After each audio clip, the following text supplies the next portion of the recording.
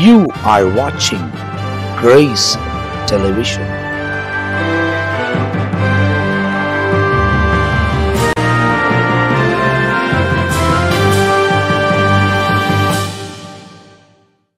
ஆண்டவரும் அருமை இரட்சகராக இயேசு கிறிஸ்துவின் நாமத்தினால் உங்கள் யாவருக்கும் என் அன்பின் வாழ்த்துக்களையும் ஸ்தோத்திரங்களையும் தெரிவித்துக் கொள்கிறேன். தேவனுடைய பெரிதான கிருபையால் சுவிசேஷம் என்கிற இன்னொரு எபிசோடில் உங்களோடு கூட கர்த்தருடைய வார்த்தைகளை நாங்கள் பகிர்ந்து கொள்வதில் மிகுந்த மகிழ்ச்சி அடைகிறோம். இந்த சுவிசேஷ புத்தகம் ஆரம்பித்து ஏராளமான எபிசோடுகள் தொடர்ச்சியாய் உங்களுக்கு போடப்பட்டு வருகிறது. இந்த 4 புத்தகத்தின் எல்லா விவரங்களும் உங்களுக்கு துல்லியமாய் எல்லா சரித்திர பூர்வமாய் சொல்லி அதுக்கு பிறகு இப்ப வசனமாய் பேசுவதற்கு ஆண்டவர் உதவி செய்கிறார். தேவனால் அபிஷேகம் பண்ணப்பட்டு தேவனுடைய திருசபையை நடத்துகிற தேவனுடைய ஊழியக்காரர்கள் நம்ம மத்தியில வந்து ஆண்டவர் கொடுக்கிற வெளிப்பாடுகளை ஆவியானவர் உதவி கொண்டு நம்மோடு கூட பேசுகிறார்கள். ரொம்ப சுவாரஸ்யமாய் ரொம்ப ஆசீர்வாதமாய் இருக்கிறதை நீங்கள் அறிந்திருக்கிறீர்கள். போன எபிசோட்ல மத்தேயு எழுதின சுவிசேஷம் 2ஆம் அதிகாரம் அதன் தொடர்ச்சியாய் சாஸ்திரிகள் அனுப்பப்பட்டார்கள். எங்கிருந்து வந்தார்கள்? அவர்கள் நட்சத்திரத்தை பின்பற்றினார்கள். அங்க எருசலேமுக்குள்ள போன உடனேயே நட்சத்திரத்தை விட்டுட்டு அவங்க கணிப்பா அரண்மனையில தான் இருக்கணும்னு போயிட்டாங்க. அதனால வந்த பிரச்சனைகள், தீர்க்கதரிசனம் நிறைவேறும்படி இப்படிலாம் நடந்தது என்ற வார்த்தைகள். அதுக்கு பிறகு தேவதூதனால் நடத்தப்பட்ட பிறகு அவங்க தேவதூதனுடைய வார்த்தை கேட்டு அவர்கள் மீண்டுமாய் வேறு வழியாதான் போய்விடுகிறார்கள். இந்த சம்பவங்கள் எல்லாம் வேதத்துல துல்லியமாய் சொல்லப்பட்டிருக்கிறது. அப்போ பரலோகம் மனுஷனை தொடர்பு கொண்டே இருக்கிறது. பரலோக திட்டத்தை நாம் இந்த உலகத்தில் நிறைவேற்ற வேண்டுமானால் அங்க தொடர்பு இல்லாமல் நிறைவேற்றவே முடியாது. அங்க தொடர்பு உள்ளவர்களா இருக்கும் போதுதான் ஆண்டவர் நமக்கும் ஜெயம் கொடுத்து வழிநடத்துவதற்கு அவர் உண்மை உள்ள தேவனா இருக்கிறார். அப்ப இந்த எபிசோடில் நம்ம மத்தியில தொடர்ந்து பிஷப் ரெவரண்ட் பென்னி ஏசாயா அவர்களும் ரெவரண்ட் மெல்கிசேதேக் அவர்களும் நம்மோடு கூட பேச போகிறார்கள். தொடர்ச்சியா போன முறை விட்டு அந்த வசனத்திலிருந்து நாம் தொடர்ந்து தியானிக்க போகிறோம். போன வாட்டி நம்ம பேசும்போது இந்த இடத்துல சாஸ்திரிகள் வந்ததையும் தேவதூதர்களால் அவர்கள் உணர்த்தி நடத்தப்பட்டதையும் ஏரோது என்னெல்லாம் செஞ்சாரு, அதுக்கு பிறகு அவங்களுக்கு என்ன சொல்லி அனுப்பிச்சாரு, இவைகள் எல்லாம் சொல்லப்பட்டது. எந்த திசையில இருந்து வந்தாங்க இதெல்லாம் பார்க்கப்பட்டது. இதன் தொடர்ச்சியா என்ன நடக்குது அப்படின்றத நம்ம பேசணும்னா அவங்களுக்கு தெளிவா புரிந்து கொள்வாங்க. 2ஆம் அதிகாரம் 2வது வசனத்தை பார்க்கும்போது யூதருக்கு ராஜாவாக பிறந்திருக்கிறவர் எங்கே என்ற ஒரு கேள்விக்குறி. அப்படி என்றால் இந்த சாஸ்திரிகள் தேவனை தேடி அல்லது இயேசுவை தேடி வருகிறார்கள். அப்போ தேடி வந்தாலும் அவர் எங்க இருக்காருன்ட்டு தெரியாதபடி தெரியாது. இப்போ தடுமாறுகிறதை பார்க்கிறோம். அது மட்டுமல்லாதபடிக்கு யூதருக்கு ராஜாவாக பிறந்திருக்கிறவர் எங்கே என்று அந்த யூதருக்கு ராஜாவை தேடுகிறார்கள். அதே போலதான் யோபு கூட தேவனை தேடந்ததாக வசனத்திலே வாசிக்கிறோம். அவர் எப்படி தேடினார் என்று பார்த்தால் யோபுவின் புத்தகம் 23வது அதிகாரத்தை பாருங்களேன்.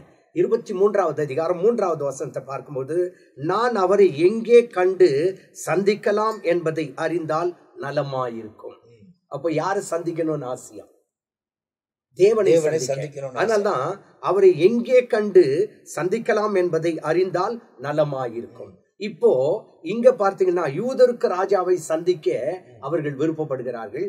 இப்போ இங்க யோபு அவரை எங்கே சந்திக்கலாம் என்பதை அறிந்தால் நலமாயிருக்கும் தேவனை தேடிட்டு இவர் என்ன பண்றாராம், இதோ நான் 8வது வசனம் யோபு 23:8, இதோ நான் முன்னாக போனாலும் அவர் இல்லை, பின்னாக போனாலும் அவரை காணேன், இடது புறத்திலும் அவர் கிரியை செய்தும் அவரை காணேன், வலது புறத்திலும் நான் அவரை காணாதபடிக்கு ஒளிந்திருக்கிறார். இப்போ யோபு தேவன் என்ன பண்றாரா, 4 திசையில தேடுற, 4 திசையிலும் தேடினாலும் எங்கேயும் கிடைக்கல. அதே போலதான் இப்போ சாஸ்திரிகள் என்ன பண்றாங்க, தேடுறாங்க, பார்க்க முடியல. இங்க யோபுடைய புத்தகத்துல 23:10 பார்த்தா, ஆனாலும் நான் போகும் வழியை அவர் அறிவார். இப்போ சாஸ்திரிகள் போற வழியை கூட ஆண்டவருக்கு தெரியும். அவங்க வேற திசையில போயிட்டாங்கன்றதும் ஆண்டவருக்கு தெரியும். ஆகவே இங்க சொல்லப்பட்டிருக்கிறது என்ன, நான் போகும் வழியை அவர் அறிவார், அவர் என்னை சோதித்த பின் பொன்னாக விளங்குவேன். வசனம் தெளிவா இருக்கு.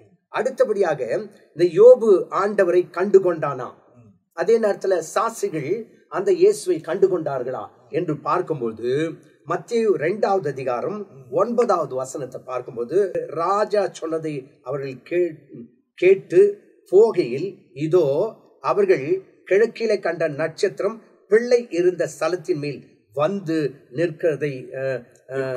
நிற்கும் வரை அவர்களுக்கு முன் சென்றது. 10வது வசனத்தை வாசிங்க ஐயா. அவர்கள் அந்த நட்சத்திரத்தை கண்ட பொழுது மிகுந்த ஆனந்த சந்தோஷம் அடைந்தார்கள். அங்கே இப்ப என்னாச்சு? நட்சத்திரத்தை கண்டவுடனே ஆனந்த சந்தோஷம் அடைந்தார்கள். அவர்கள் அந்த வீட்டுக்குள் பிரவேசித்து பிள்ளையும் அதன் தாயாகிய மரியாளையும் கண்டு சாஷ்டாங்கமாய் விழுந்து அதை பணிந்து கொண்டு அப்படின்னு இருக்கு. அப்ப அந்த வீட்டுக்குள் பிரவேசித்து, ஆமா. அப்ப என்ன அர்த்தம்? இயேசு என்ன பண்ணிட்டாங்க? கண்டு கொண்டார்கள். அப்ப யோபு தேவனை கண்டு கொண்டானா என்று அங்க நாம் பார்த்தா, யோபுவின் புத்தகம் 42வது அதிகாரம், யோபு 42 5வது வசனத்தை கொஞ்சம் வாசி பார்க்கலாமே. யோபு 42 5வது வசனம். என் காதுகளினால் உம்மை குறித்து கேள்விப்பட்டேன், இப்போதோ என் கண் உம்மை காண்கிறது. இப்ப யோபு என்ன பண்ணிட்டார்? பார்த்துட்டார், கண்டுகிட்டார். இப்போ இந்த 2 சம்பவத்தையும் பார்த்தீங்கன்னா, சாஸ்திரிகள் காணும்படியாய் தேடுகிறார்கள், காணவில்லை, பிறகு கண்டு கொண்டார்கள். யோபு என்ன பண்றாரு? 4 திசையிலையும் தேடுறாரு, அவரும் என்ன பண்ணிட்டாரு? கண்டு கொண்டார். அதே போலதான் நாம் தேடினால் தேவனை கண்டு கொள்ள முடியும். நாம் தேடினால் தேவனை தரிசிக்க தேடுங்கள், அப்போது நீங்கள் கண்டடைவீர்கள். அப்போ நாம் என்ன செய்யணும்? தேடணும். அப்போ இயேசுவை நாம் தேட வேண்டும். அவருடைய சத்தியத்தை தேடி அவர் சொல்லுகிறபடி நடக்கணும். சரி, அடுத்தபடியாக இன்னும் ஒரு சம்பவத்தையும் சொல்ல ஆசைப்படுகிறேன். இங்கே இயேசு பிறந்து விட்டார் என்பது மத்தேயு 1வது அதிகாரம் 25வது வசனத்துல வாசம். சரி, என்னன்னு கேட்டா, அவள் தன் முதற் பேரான குமாரனை பெருமளவும் அவளை அறியாதிருந்து அவருக்கு இயேசு என்று பெயரிட்டா அப்படின்ட்டு இருக்கு. அப்போ இயேசு என்று பெயர் வச்சுட்டாங்க. இயேசு கிறிஸ்து பிறந்துட்டார். இப்ப இயேசு பிறந்ததுனால என்ன நடந்தது என்பதை குறித்து ஒரு 6-7 குறிப்புகளை உங்களுக்கு சொல்ல ஆசைப்படுகிறேன். முதலாவது லூக்கா சுவிசேஷம் 2வது அதிகாரம் 14வது வசனத்தை வாசி பாருங்க.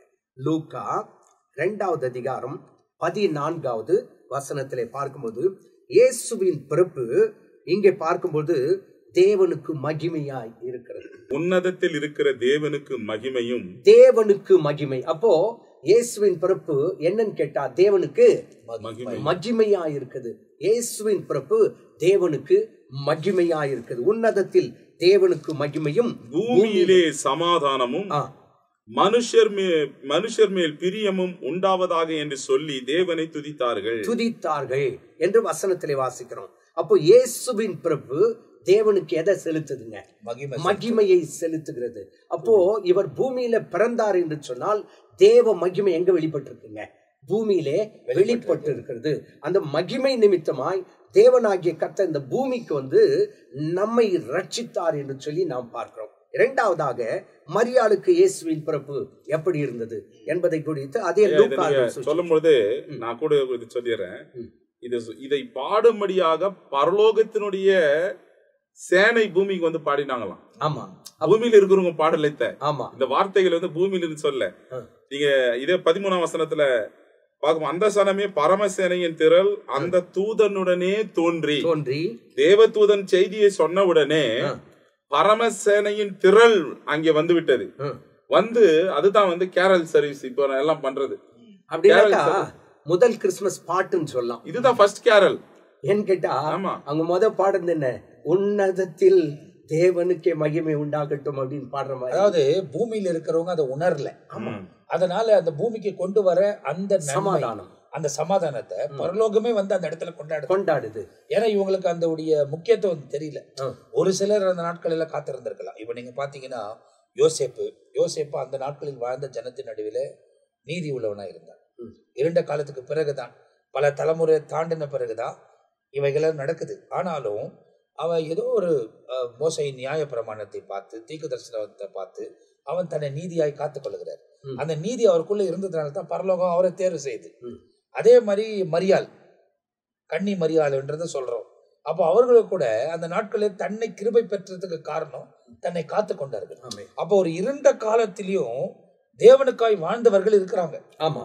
அப்போ ஐயா சொன்ன மாதிரி, ஐயா அதை சொல்லுங்க. உன்னதத்தில் தேவனுக்கு உன்னதத்தில் இருக்கிற தேவனுக்கு மகிமையும் பூமியிலே சமாதானமும் மனுஷர் மேல் பிரியமும் உண்டாவதாக என்று சொல்லி தேவனை துதித்தார்கள். இப்ப பாருங்க, அதை துதிச்சு வச்சுட்டு தேவ தூதர்கள், வசனம் சொல்லுகிறது தேவனை துதித்தார். தேவ தூதர்கள் அவர்களை விட்டு, மேய்ப்பர்களை விட்டு பரலோகத்திற்கு போன பின்பு இப்ப மேய்ப்பர்கள் பேச ஆரம்பிக்கிறாங்க. இப்ப அது எப்படி இருக்கு அந்த காட்சி யோசிச்சு பாருங்களேன்.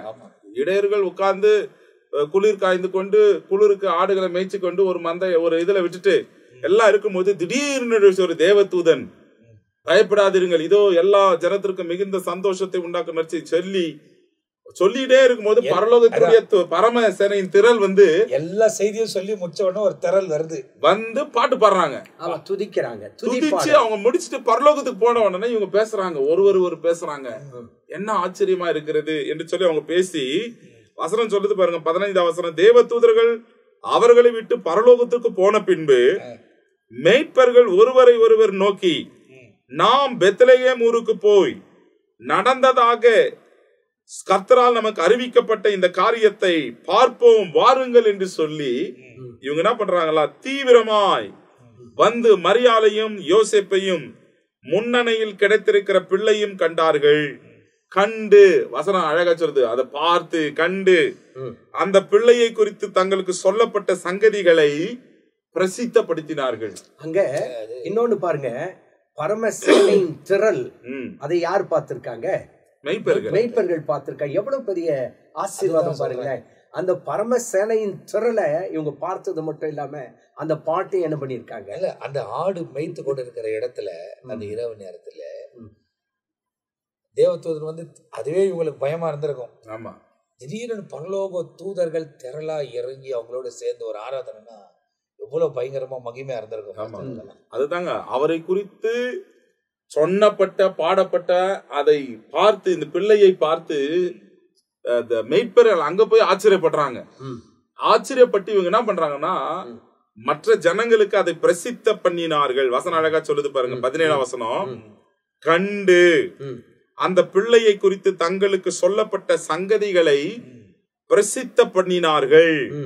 மெய்ப்பராலே தங்களுக்கு சொல்லப்பட்டதை கேட்ட யாவரும் அதை குறித்து, அவைகளை குறித்து ஆச்சரியப்பட்டாங்களாம். மெய்ப்பர்களுக்கு இப்படி செய்தியா, மெய்ப்பருங்க சொன்ன செய்தி இயேசு கிறிஸ்து பற்றி இப்படியா என்று ஆச்சரியப்பட்டார்கள். மரியாளோ அந்த சங்கதிகள் எல்லாம் தன் இருதயத்துல வைத்து சிந்தித்து கொண்டிருந்தார். இப்போ அததான் இப்ப நான் சொல்ல வரேன். தேவனுக்கு மகிமை, தேவனுக்கு மகிமை, மரியாளுக்கு சிந்தனை. முதலாவது தேவனுக்கு மகிமை, இரண்டாவது மரியாளுக்கு சிந்தனை.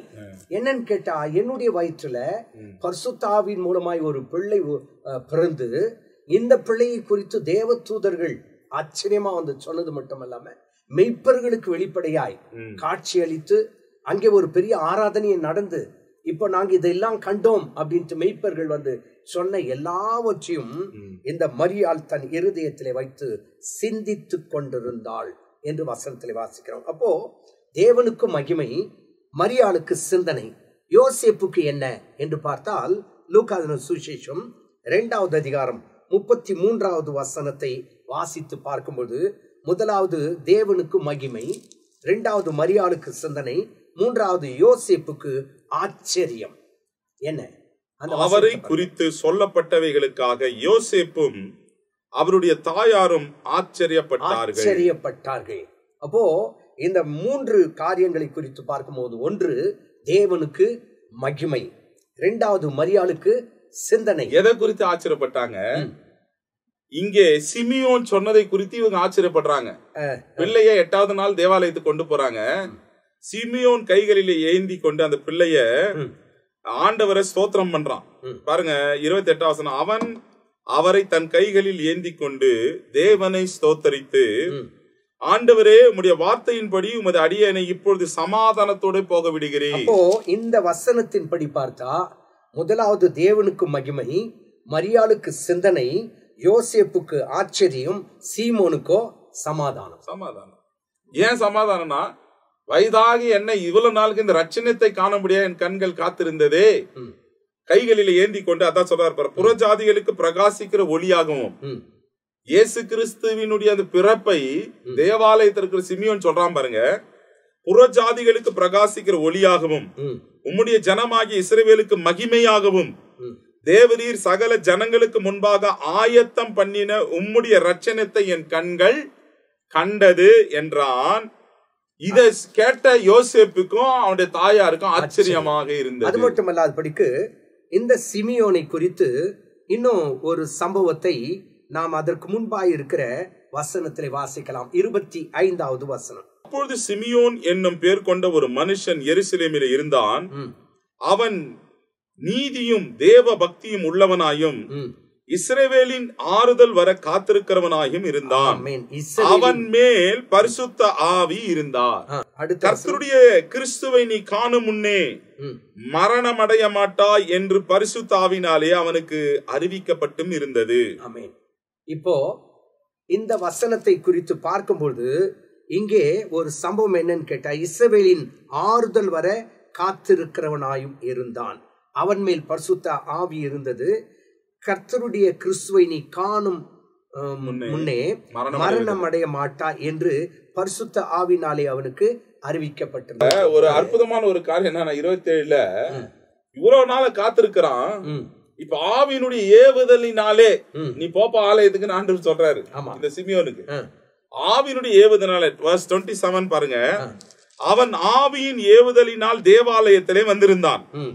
இயேசு என்னும் பிள்ளைக்காக நியாய பிரமாண முறைமையின்படி செய்வதற்கு தாய் தகப்பன்மார் அங்கே உள்ளே கொண்டு வருகையில் அவன் அவர்களை தன் கைகளில் ஏந்தி கொண்டு தேவனை ஸ்தோத்திரித்து விருத்த சேதனம் பண்றதுக்கு கொண்டு வராங்க 8வது நாள்ல. அந்த நேரத்துல இவர் கையில வாங்குறாரு குழந்தைய. வாங்கிட்டு தான் இத சொல்றாரு, உம்முடைய ரட்சணத்தை என் கண்கள் கண்டது. உமது வார்த்தையின்படி உமது அடியானை இப்பொழுது சமாதானத்தோட போக விடுகிறேன். ஓ பாருங்க, காத்திருந்தானோ, காத்திருந்தவுடைய கண்கள் இப்போ அந்த ரட்சகரை பார்க்கிறதாக பார்க்கிறோம். அப்போ அந்த சீமோன் சொல்றது என்னன்னு கேட்டா, இப்போ சமாதானத்தோட. அப்போ நீங்க சொல்லும் போது யோபு குறித்து ஆரம்பத்துல சொன்னீங்க. அப்படி சொல்லும் போது அவர் இந்த மண்ணின் மேல் நிற்பதை என் சொந்த கல்களால். ஆமா, அதாவது அத வசனம் எப்படி இருக்கு, என் மீட்பர் உயிரோடு கூட இருக்கிறார் என்றும். யோபு 19வது அதிகாரத்தை எடுத்துக்கொள்ளலாமே. யோபு 19வது அதிகாரத்துல தெளிவாய் சொல்லப்பட்டிருக்கிறது.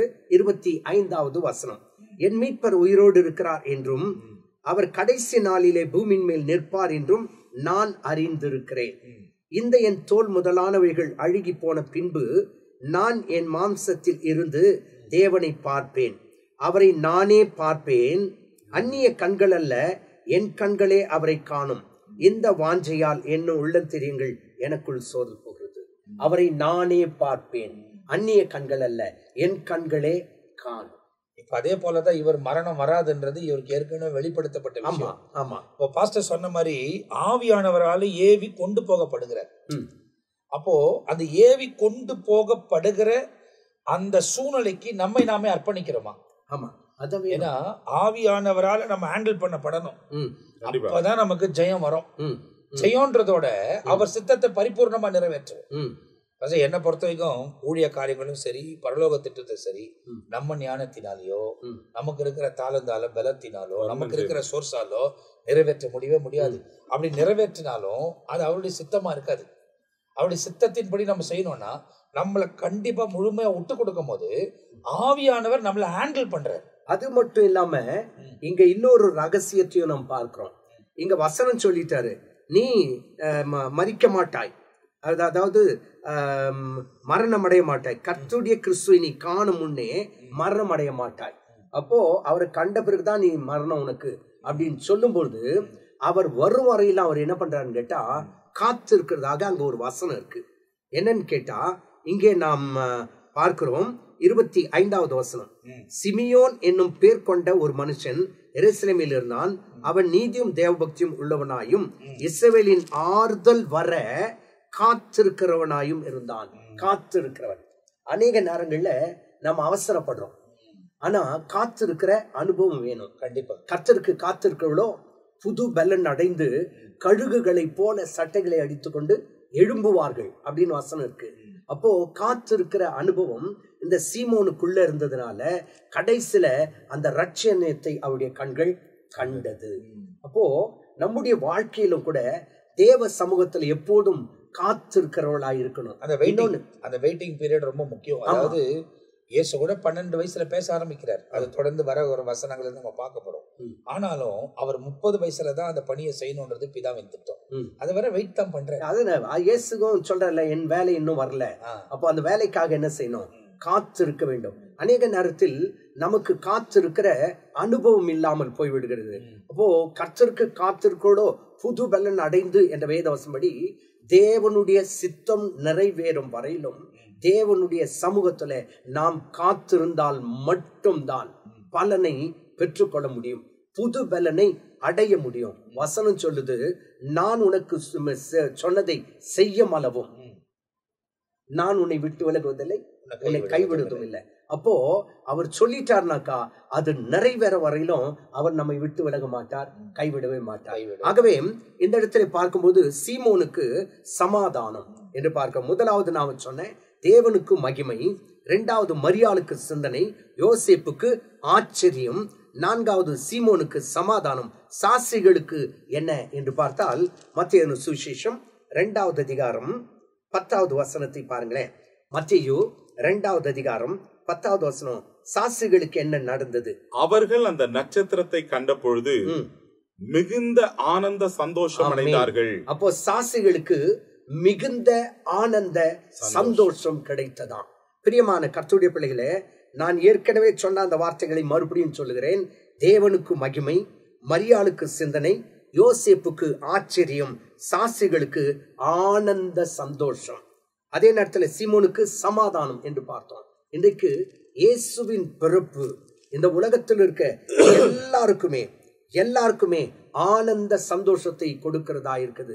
ஆகவேதான் லூக்கா 2வது அதிகாரத்துல நாம் பார்த்தது என்னன்னு கேட்டா, தேவதூதன் அவர்களை நோக்கி பயப்படாதிருங்கள், இதோ எல்லா ஜனத்திற்கும் மிகுந்த சந்தோஷத்தை உண்டாக்கும் நற்செய்தி உங்களுக்கு அறிவிக்கிறேன். அப்போ இயேசுவின் பிறப்பு எல்லா ஜனத்திற்கும் மிகுந்த சந்தோஷத்தை கொடுக்கிறது.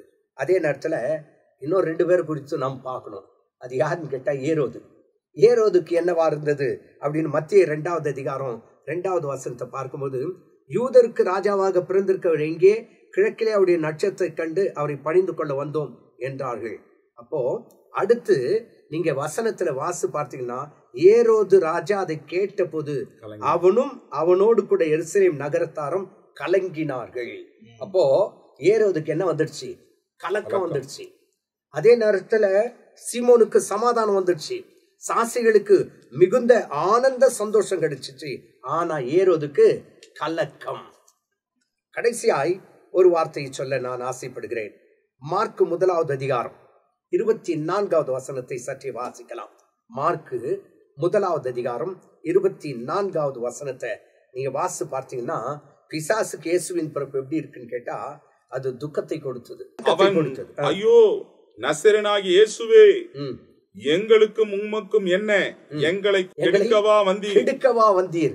அப்போ அவனுக்கு துக்கம் வந்துடுச்சு. இயேசுவின் பிறப்பு இந்த பிசாசுக்கு துக்கத்தை கொடுத்துட்டு ஐயோன்றான். அப்போ பிசாசுக்கு என்னதான்? ஐயோ. இங்க ஐயோன்னு இருக்கு. இன்னொரு மொழிபெயர்ப்புல ஐயோ கேடு, ஐயோ அப்படின்ற. அப்போ இந்த 7 குறிப்புகளை குறித்து நாம் பார்க்கும் பொழுது, தேவனுக்கு மகிமை, மரியாளுக்கு சிந்தனை, யோசேப்புக்கு ஆச்சரியம், சாஸ்திரிகளுக்கு ஆனந்த சந்தோஷம், சீமோனுக்கு சமாதானம், ஏரோதுக்கு கலக்கம், சாத்தானுக்கு துக்கம். இதை கேட்டுக்கொண்டிருக்கிற தேவ பிள்ளைகளே, இயேசுவின் பிறப்பு உனக்கு எப்படி இருக்குது? உன் வாழ்க்கைக்கு எப்படி இருக்குது?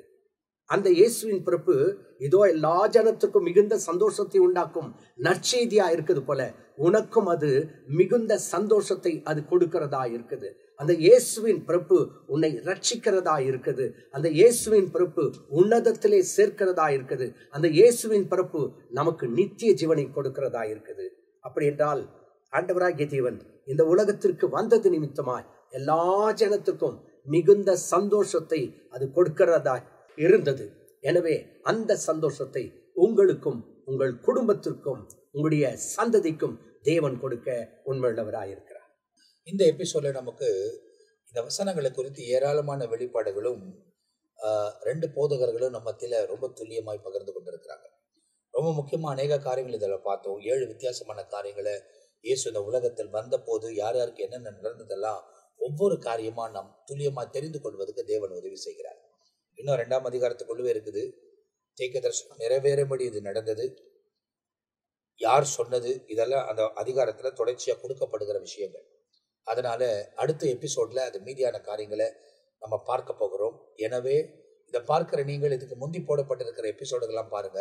அதுல பார்க்கும் போது இந்த வசனத்தை துல்லியமா அறிந்து கொள்வதற்கு தேவன் உதவி செய்வார். வசனங்களை அறிந்து கொள்வதனால, ஆராய்வதனால நித்திய ஜீவன் உண்டு என்றும் வேதத்தில் எழுதப்பட்டிருக்கிறது. அதே நேரத்தில் இந்த வசனத்துக்கு கீழ்ப்படிந்து நாம் செயல்படும் போது தேவன் தம்முடைய மகிமையின் பிரசனத்தை நம்முடைய வாழ்க்கையில தொடர்ந்து விளங்க பண்ணுகிறார். எனவே ஆண்டவரை உறுதியாய் பற்றி கொள்ளுங்கள். தேவன் உங்க வாழ்க்கையில மேன்மையான காரியங்களை செய்வார். அடுத்த எபிசோட நாம் சந்திக்கிற வரை இப்போது நாங்கள் உங்ககிட்ட விடை பெறுகிறோம். கர்த்தர் உங்களை ஆசீர்வதிப்பாராக. ஆமென்.